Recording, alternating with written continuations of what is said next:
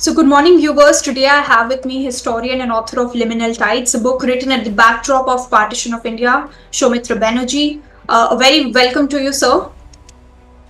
Thank you. Thank you very much. So, you authored a book based on the partition of India, Liminal Tides. How do you look at Bangladesh right now, which is once again plunging into chaos? Uh, I think I'll rather attribute it to cyclic geopolitics. See what happened in 1947. There was a partition. Now, that partition, I would like to call it an aberration because of Radcliffe's doodles. You know, so Cyril Radcliffe came in and he took the map and he drew lines.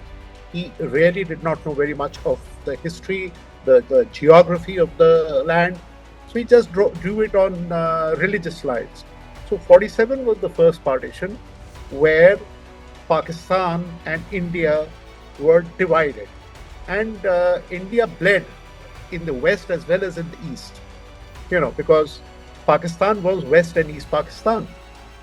Now, that is when the whole catastrophe started, and when the Britishers thought that it's the end of it, and we've done whatever we could do. Mountbatten went back, and Cyril Radcliffe went back, and believe me, he became such a kind of a depressed person that he never used to see anyone after what he did. But then trouble continued between West and East Pakistan. And because East Pakistan, which is today Bangladesh, they always thought, because they were actually economically far more advanced than their Western cousins. And they felt that they were producing, and West Pakistan was having a good time with the economics which they were creating. And then they were linguistically a different monolith. They were Bengali-speaking people. West Pakistan was more of Punjabi and Pushtun-speaking people. So this boiled up, and then we would say that 71 was an assisted partition of Pakistan. And when I say assisted partition, I don't think I need to name any country. It was India assisted partition. And because India had their own problems of refugees coming into the country. So that was the second partition. So then the international players, the international society, they thought that, well, now the aberration has ended, and hereafter there will be two peaceful nations, Pakistan and Bangladesh. India will be left at peace with themselves, so that their country is not buffeted by Pakistan and Bangladesh. I think Pakistan had they never forgot it. It was a very gory wound. They never forgot it. So I would say that 2024 is a kind of a semi-revenge of stakeholders, and Bangladesh is back into turmoil. So it's a kind of a lesson.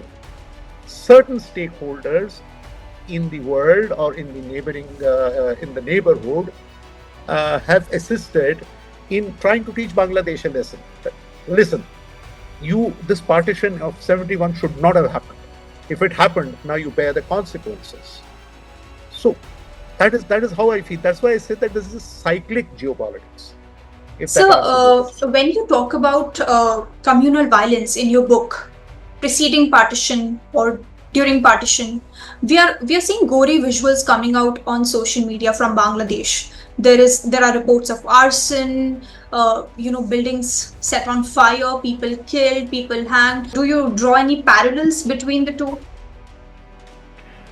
Well, when we talk in terms of any kind of a separatist movement anywhere in the world, there is one common thread which goes through the separatist movement, and the partition of 1947, which my book covered, is no different from any other separatist movement. Now, 47 was not a separatist movement. 47 was a movement to separate, while separatist movement comes out suo motu within a land. But then the common part is arson, common part is riots, common part is inhuman and gory scenes. As you said, in 47, you had the train which was going from Lahore to Amritsar. It was absolutely laden with dead bodies, or vice versa. Now, again, that was a separated movement. Violence was there, riots were there, gory scenes were there. In Bangladesh, uh, one thing which the parallel which we can find is again riots, arson, separatism, right? And the goriness of the whole thing. People are getting killed, buildings are being burned, and you can find that even in Iraq when people went into Saddam Hussein's Statue. palace. So you can find parallelisms between that and Bangladesh also. You can find parallelisms in 1947 and Bangladesh as well. So, if that answers your question, or do you want me to No, sort of explain that is more? fine, sir. Definitely, I believe if you know there is arson, the buildings are set on fire, people are killed. So definitely, we are seeing visuals which we saw at the time of partition also. So, sir, my next question to you is, because we do know that during partition we saw an exodus of Bengali Hindus from East Bengal, because we know that the situation, the protests which are going on in Bangladesh, they have a huge potential of spilling over to the Seven Sisters of India. How do you look at it? Do you think that there will be again one more exodus? Uh, Hina, see, right from 1947, you take that period between 47 and 71, and then for the sake of sanity, and then you take this period between 71 and 2024. Now, in both these halves, we have seen a continuous sort of infiltration, I would say, of Bengali Hindus, and even Bengali non-Hindus also getting into the Seven Sisters and into the Indian borders. So this has continued. Now the velocities change. So there are times when, if there has been a problem in Bangladesh, or if there was a Pakistan atrocity going on in East Bengal, the velocity was more. So that is what had always pained India. Why India had to interfere in the 71 war, which is not the premise of my book, but I'm just spilling over my book. Why did the 71 war happen? Because of that pain of continuous infiltration of refugees, whether they were Hindu refugees or they were non-Hindu refugees or any other refugees. That pain continued. And once, even when the 71 war was over, now you take the second half between 71 and 24, the pain still continues. Infiltrations are going on because, you know, the existing Hindu Bengalis, as we would say, call it for the sake of this talk, this discussion, Hindu Bengalis have never actually been comfortable there. They've always been suspect. There's always been a feeling of insecurity, within them while they're there. Now, the question you might ask, and I'm supposing you would ask, is that why the hell are they there? They're there because, they're in their comfort zone. So they have a lot of non-Hindu Bengalis also who are friends. They have their business, they have their ecosystem. So, they would feel ki, chalo chalta hai, let it be, till we are absolutely forced to get out. Same thing happened before 1947. There were a lot of Hindu businessmen in West Pakistan and even in East Pakistan who were in business, who were doing very well. My book covers that. So they used to think that, well, this partition will happen, but then why will our business get affected? We will have just another leader there. Then there were some thoughts that they said that, okay, if it happens, if there is violence, we'll skip the border, go there, stay there for some time and come back again to our factories. So then again, that comfort zone was there. So there are a lot of people who actually skipped the border after 1947, after independence. So here in Bangladesh also, the Bengali Hindus continued to stay there, who stayed there. Now slowly, that heat was rising. And when the heat rises, more and more people keep on infiltrating in cross border.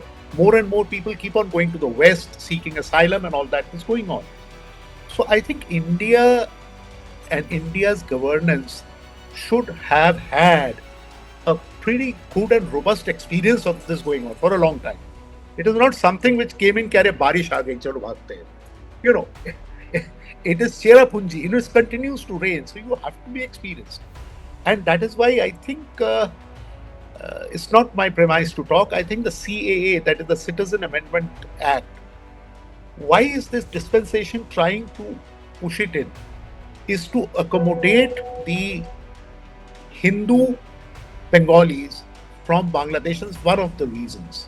So maybe that is one of the. I'm not siding with CA, but I'm saying that why is this happening? It is that same question.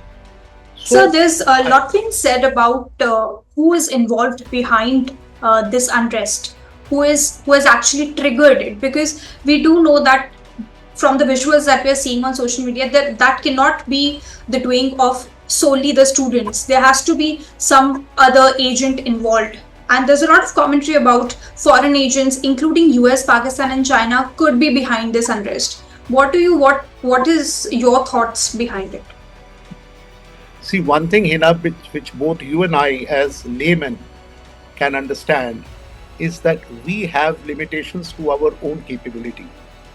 So if today someone asks you, or someone asks me, or someone asks my son, or whosoever, that please let's do something, let's shake the government, I don't think we'll be able to do it ourselves.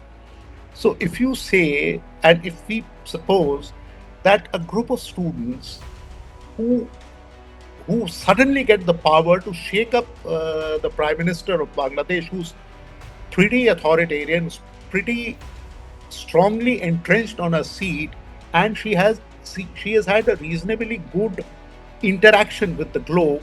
There's a handful of students, a fraction of students coming and pushing her out of the seat. Is that possible? It's not possible. You need money, you need logistical planning, you need a very, very good operational strategy to do all this. Students can't do it. Students can be the content, but they have to be led by strategy. So under any circumstances, I don't think there's an iota of doubt that there are non-state actors who are involved in this. There has to be. Now, I don't think, I think being diplomatic enough, I'm not going to start naming non-state actors, but the non-state actors can be within and without. That means they can be in your neighborhood, and there can be some vested interests far away also. But non-state actors, yes. That's it. So my last question to you is, what would be your advice or suggestion to the Indian government to tackle this trickling down of Rohingya refugees and other people from Bangladesh? What is one thing that India can do? Because there's a lot of discussion about what is next for India. Will India be engulfed in this kind of crisis? So do you think that India should be worried? And if yes, what can India do to protect itself? See, Hina, again, I'll come up with, everyone know our ecosystems the best. And there are certain set of I would say, misfortunes, or certain set of fortunes which we are all gifted or cursed with. Hardliners coming across the border, creating problems in India, whether it be west, whether it be east, whether it be around the Sin Sisters, or whatever it is, what you call it. It is something which we are living with. Every government will have to live with it. So whether you have the infiltrators nowadays coming in from Jammu, or you have China suddenly wanting to come for a walk into Indian territory, or you have Myanmar, or you have infiltrators from Bangladesh. Actually, infiltrators from Bangladesh were the most friendly infiltrators, very frankly speaking. We till now were not very, very worried about it. But today, as you rightly said, we need to be worried about that also, because it is we can see it with our own eyes that non-state actors are taking hold of Bangladesh. So yes, my advice to my 2 cents to the government, I don't know whether I'm anyone to give advice to the government or not.